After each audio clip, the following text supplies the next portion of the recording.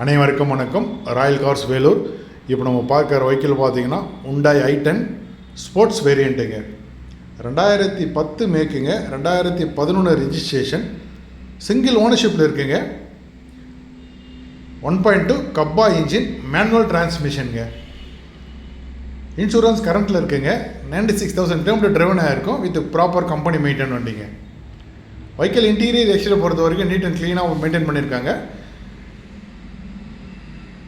இந்த வெஹிக்கிளுக்கு கஸ்டமர் கேட்குற எவ்வளோ பார்த்தீங்கன்னா 2,40,000 கேட்குறாங்க. ஃபிக்ஸ்டு ப்ரைஸ் கிடையாது, நெகோஷியபிள் ப்ரைஸ் தாங்க.